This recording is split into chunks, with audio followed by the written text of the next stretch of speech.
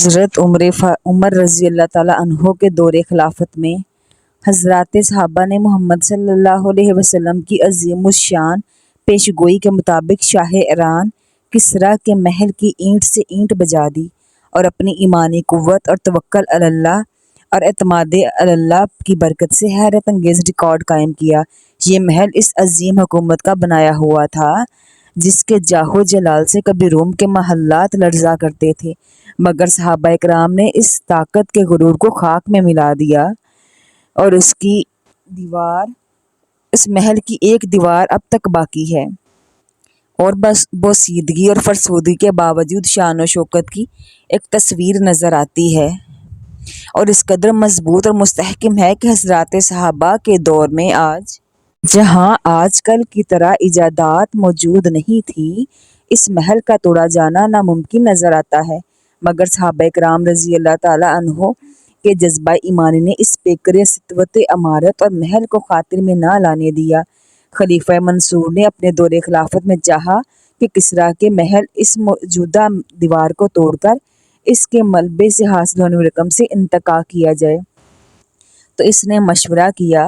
اور سبھی مشیروں نے بادشاہ کی حامی بھر لی، مگر ایک ایرانی مشیر نے کہا کہ آپ اس دیوار کو ہرگز نہ توڑوائیں، کیونکہ بعد کے لوگ جب دیکھیں گے کہ صحابہ ظاہری ضعف و کمزوری کے باوجود اور اس ایوان کے بادشاہ کے جلال و جبروت کے باوجود اس کے مقہور و مغلوب کر دیا، تو ان کو کوئی شک نہ ہوگا کہ یہ سب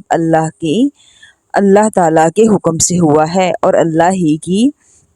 ان کے ساتھ تائید و نصرت رہی ہے۔ مگر بادشاہ کی سمجھ میں اس کی بات نہیں آئی اور اس نے دیوار کو توڑنے پر مزدور لگا دیا، مگر چند ہی دنوں میں اندازہ ہو گیا کہ اس دیوار کو توڑنے پر جتنا خرچہ آئے گا اس کا 10واں حصہ بھی اس کے ملبے سے حاصل نہ ہوگا،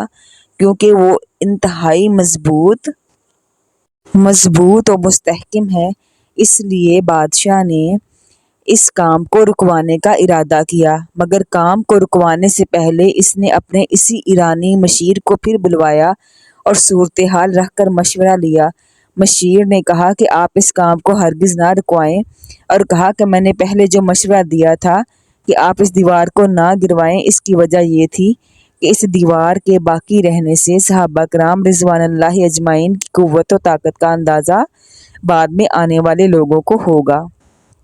کیسے مضبوط محل کو چند صحابہ کرام نے کس طرح توڑا ہوگا۔ اب جو میں مشورہ دے رہا ہوں آپ اس کام کو نہ رکوائیں، وہ اس لیے کہ کام شروع کر کے رکوا دینے سے بعد میں آنے والے لوگ کہیں گے کہ ایرانیوں نے ایسا مضبوط محل بنایا تھا کہ اس کی دیوار کا ایک حصہ توڑنا بھی اسلامی حکومت کے بس میں نہیں تھا۔ علامہ ابن خلدون نے مقدمے میں لکھا ہے کہ ایک بار ہارون رشید نے اس دیوار کو ڈھانے کا ارادہ کیا تھا اور اس پر مزدور لگا دیے، اور اس سلسلے میں کام بھی شروع ہو گیا، مگر لگے ہوئے مزدور اس کو ڈھانے سے عاجز آ گئے۔ ابن خلدون فرماتے ہیں کہ غور کیجئے کہ وہ حکومت کس قدر طاقتور ہوگی جس نے ایسی عمارت بنوائی جس کے ڈھانے سے دوسری حکومت عاجز آ گئی، حالانکہ بنانا دشوار ہے اور ڈھانا آسان۔